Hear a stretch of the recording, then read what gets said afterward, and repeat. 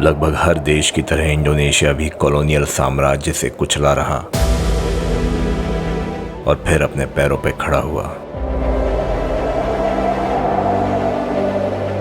इन हवाओं ने बहुत सी यादों को रुखसत किया है, उन शक्तियों को जिन्होंने बाली को कुचलने की कोशिश करी,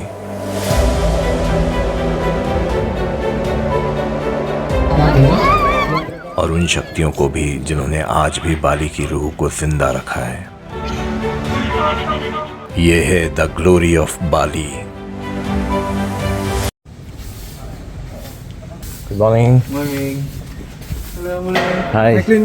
या श्योर। आज जो है डेनपासार के कुछ दूसरे एरियाज को कवर करूंगा। बहुत मस्त हवा चल रही है।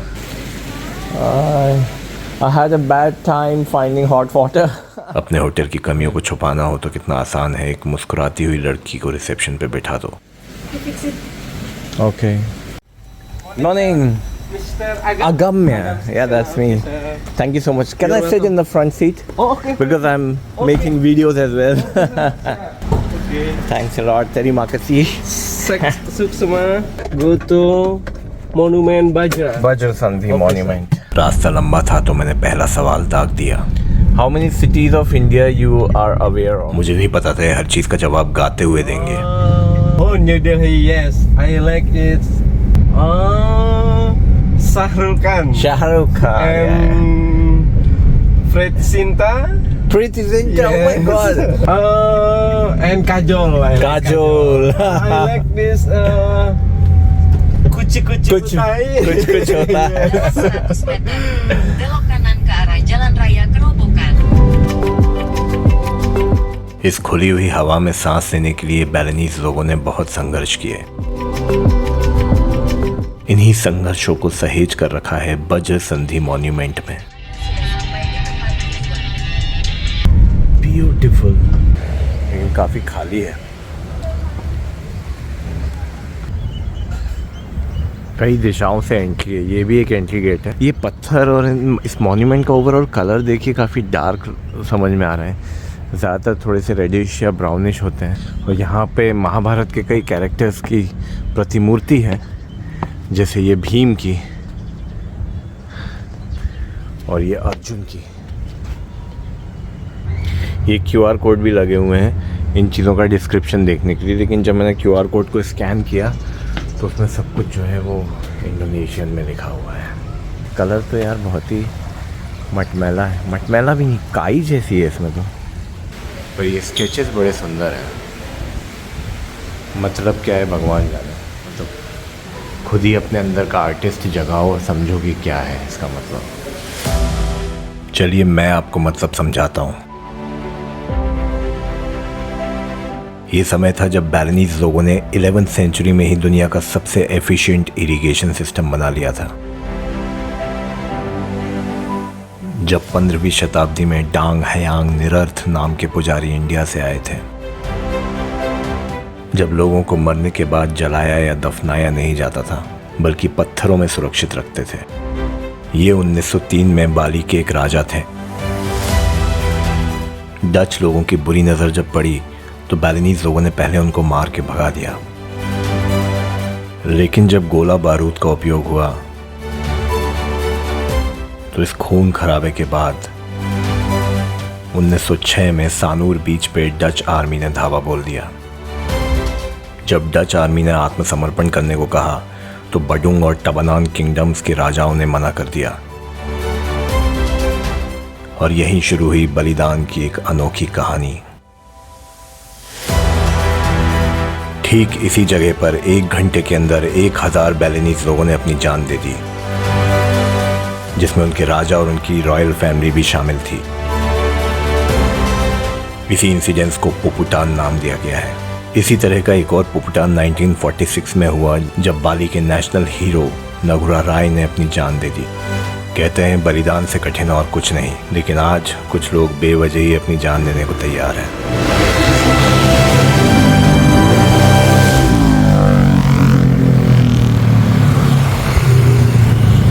जितना एक्स्ट्राऑर्डिनरी मुझे बज्र संधि मॉन्यूमेंट लगा, शायद उतना ही ऑर्डिनरी पुपुटान स्क्वायर था। अरे बाप रे, this is Puputan square. It is so busy ये तो बहुत ज़्यादा बिजी है, भीड़ देखो यार यहाँ की।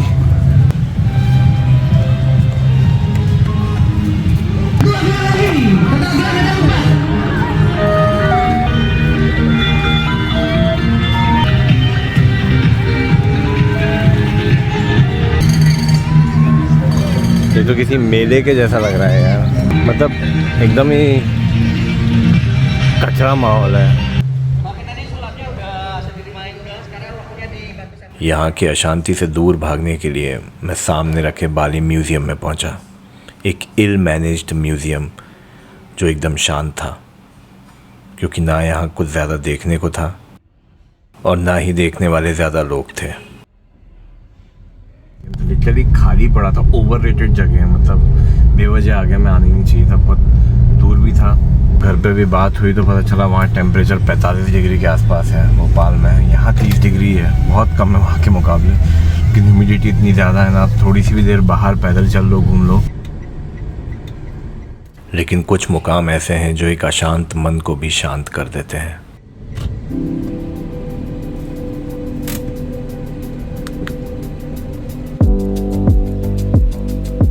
करीब 150 साल पहले बना ये चाइनीज़ बुद्धिस्ट टेम्पल कूटा बीच से सिर्फ 1 किलोमीटर ईस्ट में है।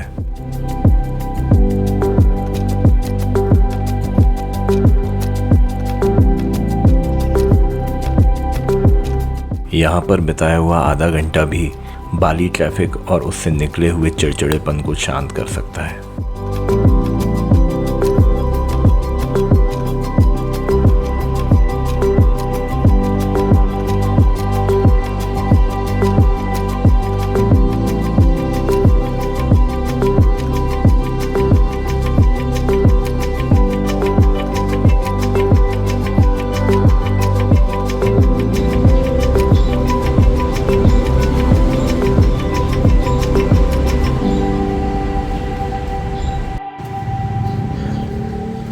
ढूंढना बहुत कठिन हो गया है यहाँ पर यार। यहाँ पे है ना आके आदमी जो है सबसे ज़्यादा मात खा जाता है ट्रैफिक की वजह से। आप जो भी प्लान बनाओ, मतलब आप सोचो 1 घंटे में पहुँच जाओगे तो 1.5 घंटा 2 घंटा लग जाता है, 2 घंटे में पहुँच जाओगे तो 3 साढ़े 3 घंटे लग जाता है। गूगल मैप्स ही फेल है मतलब यहाँ पे। अभी मैंने सोचा था कि ये जो पुरालुहुर उलुवतु टेम्पल है यहाँ पे मैं 5 बजे तक पहुँच जाऊँगा, क्योंकि 6 बजे या शायद 7 बजे केचक डांस के 2 सेशन से स्टार्ट होते हैं, एक 6 से 7 एक 7 से 8। लेकिन लोगों ने एडवाइस दी थी कि 5 बजे तक पहुँच जाओ, क्योंकि बहुत लेट पहुँचोगे तो या तो टिकट नहीं मिलेगा या फिर मतलब जगह ही नहीं मिलेगी, इतनी ज़्यादा भीड़ हो जाती है। वैसे भी आज सैटरडे है। अब हमारे साथ जो गाड़ी चला रहे हैं वो ये कह रहे हैं कि हो सकता है यहाँ से 1 घंटा 1.5 घंटा और लग जाए, जबकि गूगल मैप पे जो रास्ता है वो केवल 21 मिनट का बता रहा है, 8 किलोमीटर और 21 मिनट। लेकिन सामने की भीड़ देखिए जरा, इट्स एक्चुअली केओटिक, भरे पड़े लोग। मैंने सोचा अगर मैं जुलाई अगस्त में या क्रिसमस टाइम में अगर आता, या जो लोग भी आते होंगे उनको क्या फेस करना पड़ता होगा। मतलब 2-2 घंटे आप ट्रैफिक में स्पेंड कर रहे हो, तो ये काहे की वेकेशन है ना यार। बुकित पेनिनसुला। तो बुकित पेनिनसुला जो है वो एक साउथ वेस्टर्न टिप है बाली आइलैंड की, जिसके टिप पर पुरालुहुर उलुवतु टेम्पल जो है वो उपस्थित है। तो पहले हमको समझना होगा उलुवतु का मतलब क्या है। उलु मतलब एज, मतलब किनारा, और वतु मतलब रॉक, पहाड़। मतलब पहाड़ या एक क्लिफ है जिसकी हाइट आई थिंक करीब 230 फीट के आसपास है, अबव सी लेवल। उस पहाड़ पर, उसकी एज पर जो है ये मंदिर उपस्थित है। और खासकर वहाँ पर एक फेमस डांस होता है जिसको हम केचक डांस बोलते हैं। तो केचक डांस जो है वो रामायण के एपिक पर ही आधारित है। जो फेमस जावा के प्रीस्ट थे उस समय, जिनका नाम निरर्थ था, निरर्थ, वो यहाँ पर अपनी ज़िंदगी के आखिरी पल जो है वो बिताने इस मंदिर पे आए थे, इस समंदर के किनारे पर, पहाड़ के किनारे पर। और उनको लगता था कि यहीं से उन्हें मोक्ष प्राप्त होगा। तो लुहुर का मतलब शायद लोकल लैंग्वेज में ऐसा कुछ होता है कि ऊपर जाना। तो होपफुली मैं टाइमली पहुंच जाऊंगा, क्योंकि अभी भी 4:32 हुए हैं। 10 मिनट भी मान लो, 4:45 तक पहुंच जाऊंगा मैं। खाली हाथ तो नहीं जाऊंगा मैं, समंदर में डुबकी लगा लूँगा, वहीं से कूद जाऊंगा मैं उलुवतु से, और मोक्ष प्राप्त कर लूँगा मैं। हमारे वो जो पुजारी थे ना निरर्थ, उनकी तरह। अर्थ क्रिएट करके जाऊंगा। Have I kept everything? Yeah, you check. One more check. Yeah. I kept everything. Bye bye. Bye bye. तो पैसे के नाम पे ये दिए इन्होंने मुझे रिटर्न। वो आगे है temple. Just make it simple.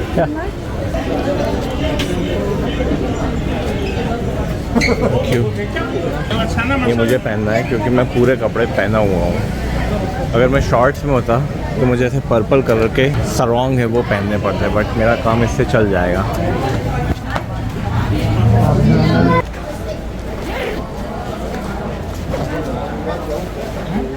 Imagine कीजिए यहाँ पर एक समय लोग मेडिटेशन और अकेलेपन को एंजॉय करने आते थे। बहुत खतरनाक किस्म के बंदर हैं। उलुवटू टेम्पल में इंसानों के अलावा एक और जानवर की भीड़ बहुत ज़्यादा है।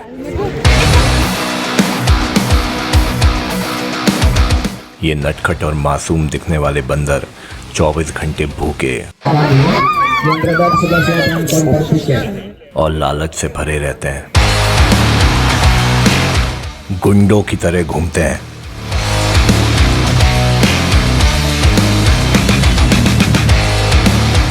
आखिरी बूंद तक निचोड़ लेने का लालच। ये बंदर जंगली भी है और चौकन्ने भी।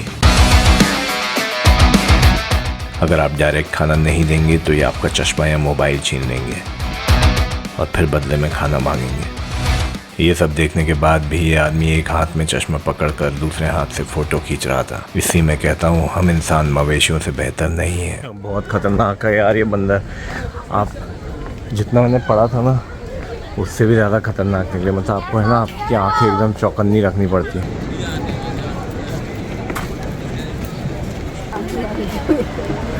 वाह, वहाँ पे होता है केचक डांस।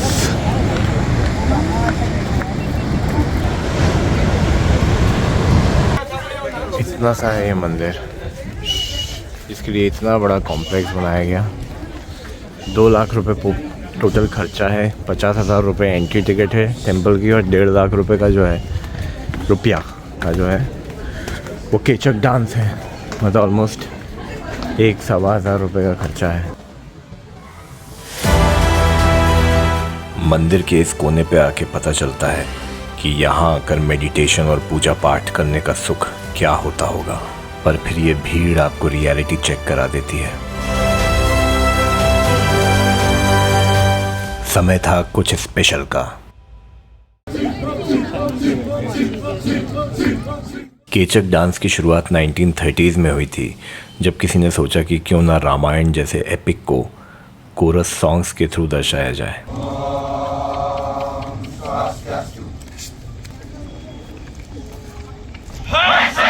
यहाँ सीता हरण से लेकर रावण के वध तक की पूरी स्टोरी बिना किसी म्यूजिकल इंस्ट्रूमेंट के दिखाई जाती है।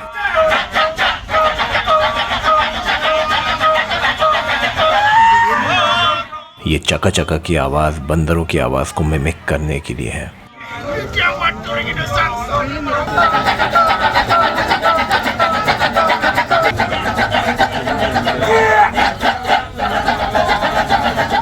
रावण की खतरनाक एंट्री के बाद हनुमान जी की एंट्री एक नटखट वानर के रूप में होती है। यहाँ लंका हारने के बाद रावण हमसे थैंक यू भी कहता है और बाद में सबके साथ नाचता भी है।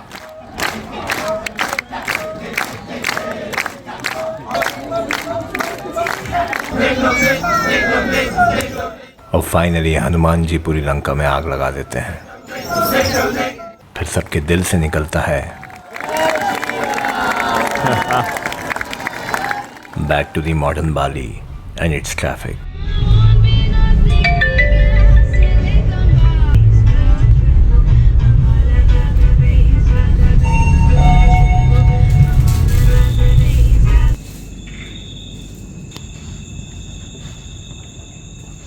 रूम अच्छे से प्रिपेयर हो गया है वापस। चप्पल बहुत ही तमीज़ से रखी हुई है। कल से जो है ना मैं थोड़ा ज़्यादा एक्टिव होने वाला हूँ, क्योंकि कल हम जाएंगे नूसा पेनिडा आइलैंड। यहाँ से करीब 30 किलोमीटर दूर है और रास्ता करीब 40-45 मिनट का है।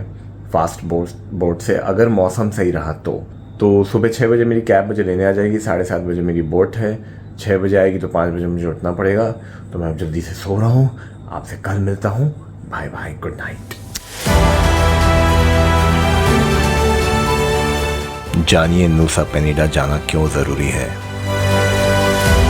और वहाँ एक रात रुकना भी। लाइक, शेयर और सब्सक्राइब करते रहें।